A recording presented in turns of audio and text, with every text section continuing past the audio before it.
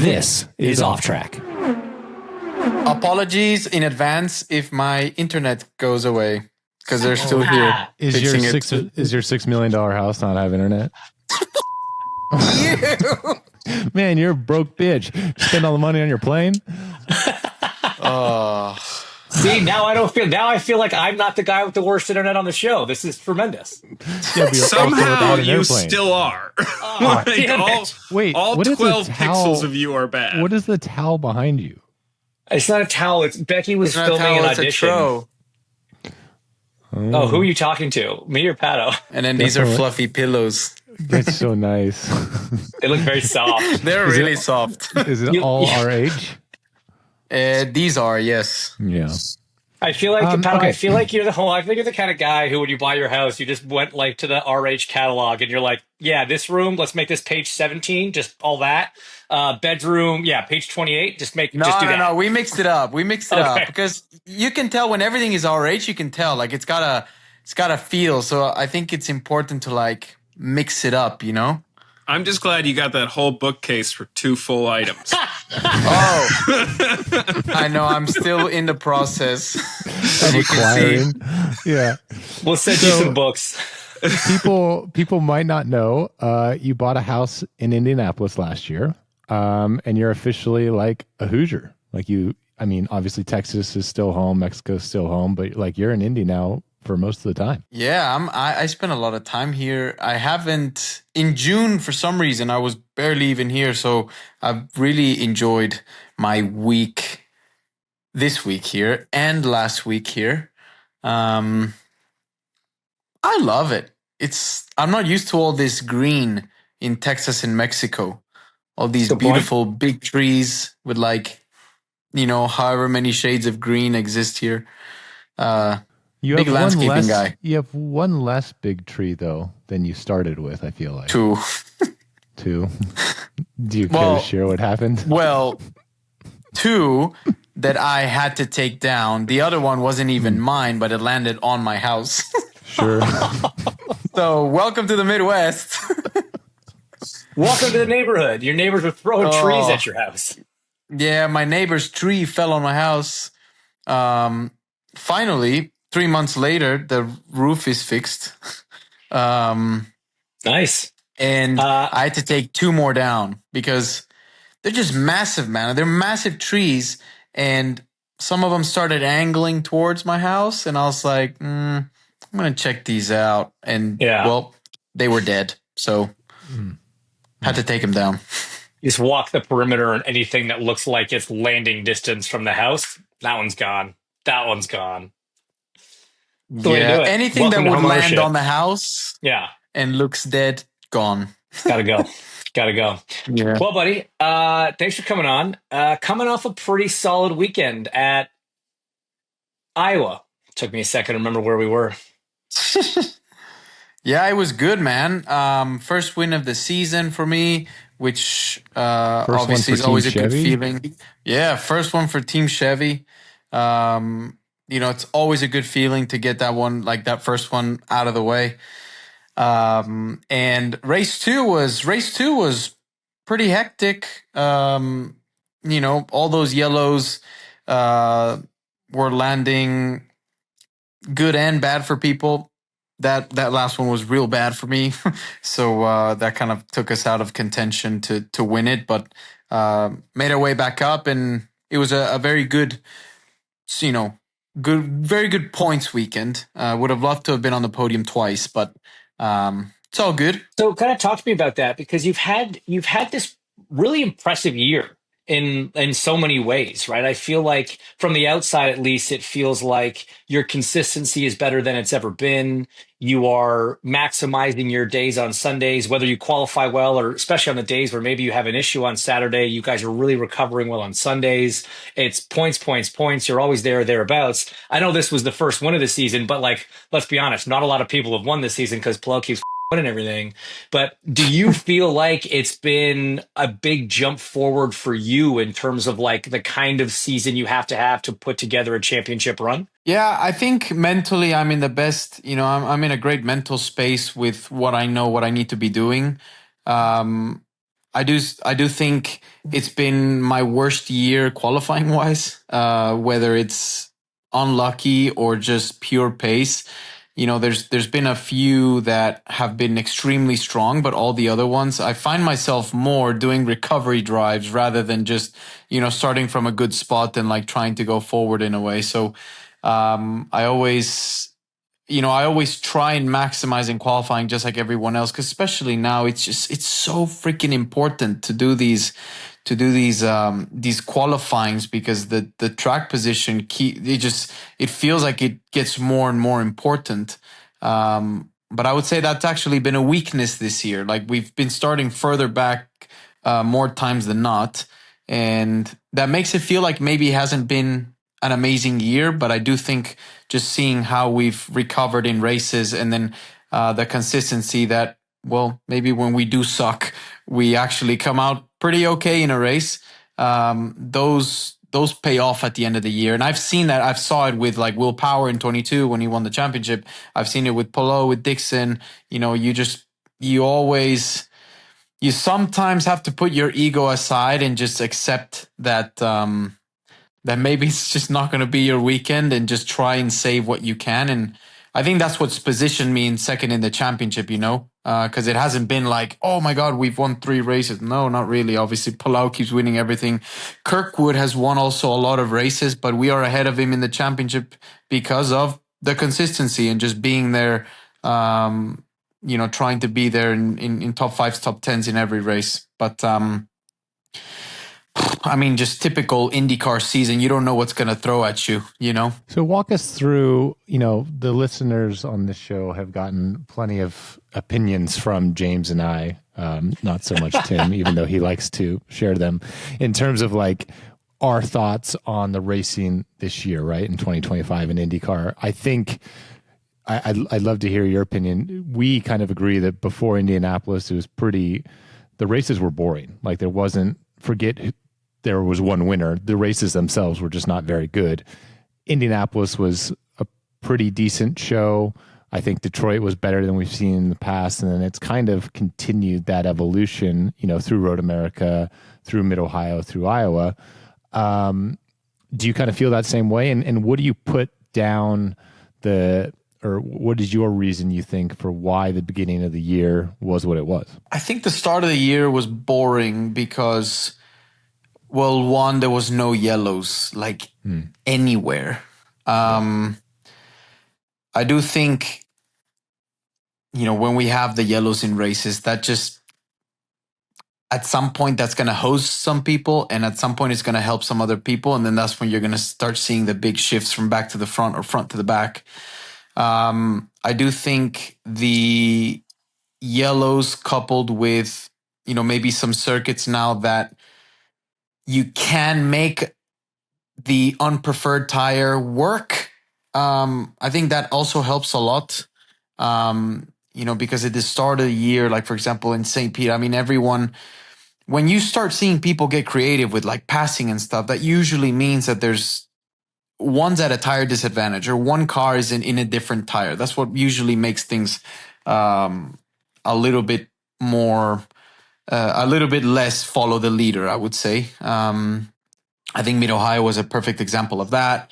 And, you know, I don't think it's one specific thing. I think it's just the yellows coupled with tracks that now allow you to actually make, you know, the unpreferred tire work. Because look at St. Pete, man. Look at Long Beach. I mean, you couldn't make the unpreferred tire work at all. Well, I think that's the big thing, right? We came out with a new alternate that was supposed to have a bigger separation from the primary tire, but then the hybrid weight that we didn't have for the beginning part of the year, it was just too much. So ultimately, I think it's kind of, we're finding an equilibrium a little bit. Teams are understanding a little bit what you have to do with the car to make it work. And also we're now getting to tracks where we've had the hybrid. So you kind of have that knowledge going in. Whereas at the beginning of the year, we were seeing St. Pete for the first time with the hybrid and all that sort of thing. So it is an interesting thing. I mean, I think ultimately the problem still stems a little bit from the hybrid, but that is what it is. How did you feel, coming into this year after everything that you guys had learned in 24 with the hybrid, how have you found ways to make it benefit you more? Or do you still feel like it's kind of just this tool that you can't really do anything to be better or different? Yes and no. I do think that it's changed things around in terms of how I can extract more more pace, more Pace pace equals money, baby. from more pace from the car in qualifying. I think it's not a surprise that I am not at like peak performance in terms of qualifying as I have been in the past. So I think it's been a tool that's maybe changed around what I need from the car, I would say, for like optimal pace. But in the race, you can Sorry, actually Pato, get pretty. is that because of the balance shift or because of like how you actually use the deployment and the strategy behind it? I would say that coupled with the weight and what you need to like get the optimal performance out of the car in qualifying, for me, has been more of a struggle because the tire now behaves a little bit differently with the extra weight. And I feel like where I was very strong was I could do it for a lap in qualifying, even if the car wasn't amazing. I made sure that the thing would rotate. I would always make sure like it's gonna rotate, it's gonna get me where I need to go. Maybe just for a lap, but it'll do it. And I feel like now you can't do that because it feels like the car just that little bit extra that you could do, it just doesn't do it anymore, or the tire doesn't give it to you for the full lap. And things that I would do to the car just for that qualifying or just to transfer, they don't work for me anymore. So those things I can't make them work anymore. And it's been a bit of a shift of how to extract the lap time from the car, especially when we're talking hundreds, so that's been a little bit different. But I would say in race trim, I don't think it's been horribly different. I do think I do think the car asks of other things with the weight, because it's just a lot of weight at the rear. It's a lot of weight at the rear, and just the tires are behaving very differently as over the stint, just because of that weight shift. One of the other kind of big things for you and your team, I guess more precisely, specifically, is you had Christian join for this year. Kind of walk us through what's it been like working alongside him, and do you guys work well together? Do you like a similar kind of car? Like, just kind of walk us through that transition. I think it depends on the track, I would say. I think Christian's been super strong in qualifying. I do think he's been the lead car all year in qualifying, specifically at road and street courses. For us, I believe that the races have been a strength, because we always just find ourselves recovering really well. But qualifying, definitely, at least to this point of the season, I do think he and the Seveners have done the best job in just always putting themselves in that fast six. I've made one fast six, man. Well, actually, two fast sixes. One doesn't really count because it's Indy, and the other one is thermal, and I was on pole. But all the other ones, I've been 8th, 12th, 11th, 15th, 20th, 18th, 24th. Like, just. They've been a struggle. Like, qualifying has been a struggle, and I don't see it changing like just from one day to another. I would love for that to be the case, but it's just. But I think that's something that a lot of people aren't necessarily picking up on. You're absolutely right, and it's not just you. Like, we've seen 3 Penske cars go out in round 1 a bunch of times this year. Like, when has anyone ever seen that? And that's not anything to say like those 3 guys haven't forgotten how to drive, but like qualifying this year is been a very different beast than it has in years past. I think it's preferred a very specific way of driving the car and extracting lap time from the car.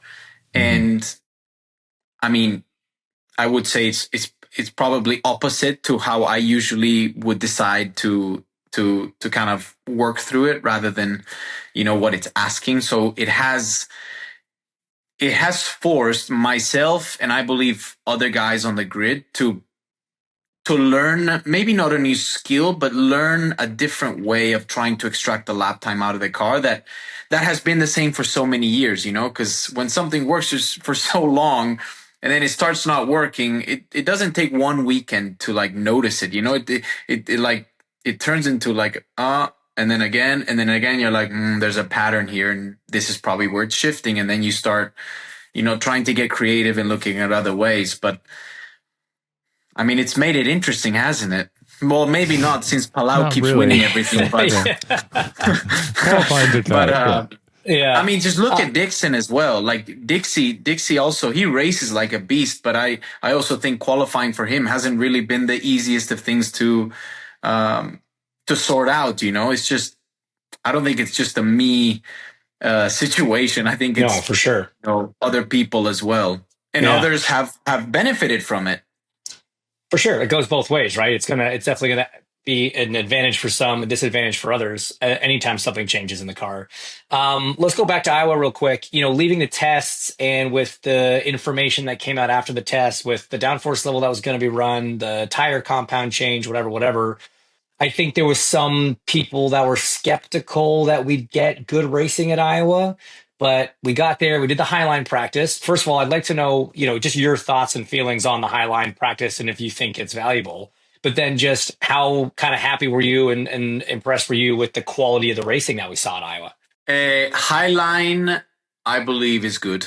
I do believe the Highline sessions do work. My first experience to seeing it like really work would be probably Texas, when we did it at Texas. Like that really changed the game in the race. I mean, that last year we were there, it was one of the best races there. It was really good.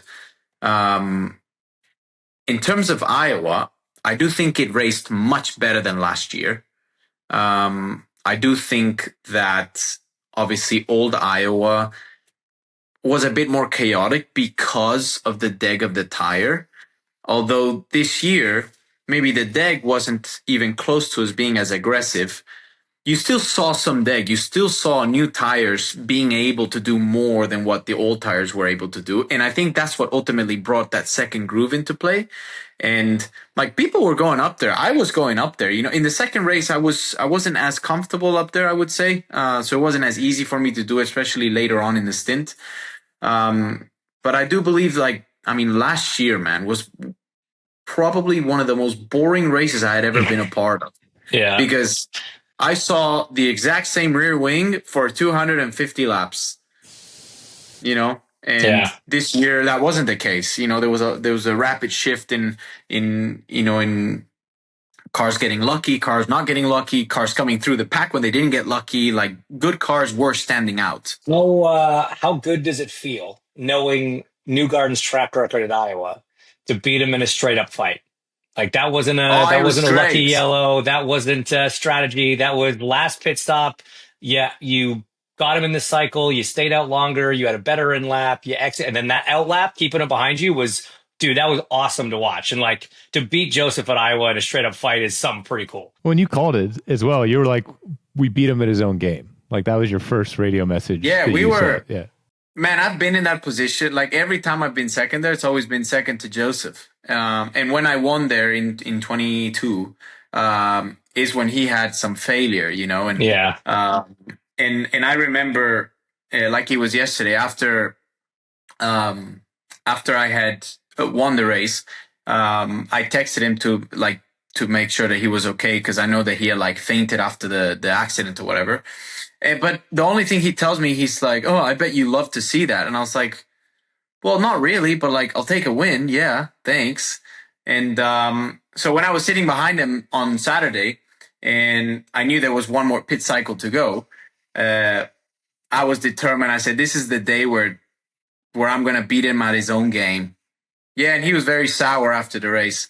So, that was a very good final pit stop exchange, and we were a second faster on the apron coming in. That's what made the difference.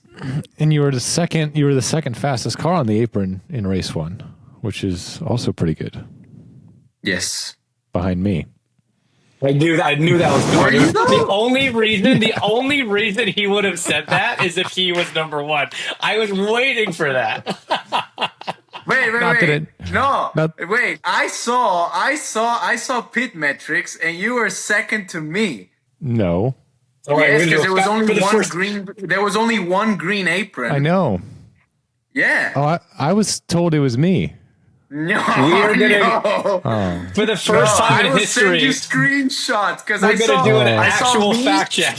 I saw me, and then I saw Rossi, and I was like, that explains the moments, because if you saw my onboard as well, I was dying coming into the apron. Oh, dude, I love that so much. Well, okay, so I was done. Iowa is was the site of your 50th.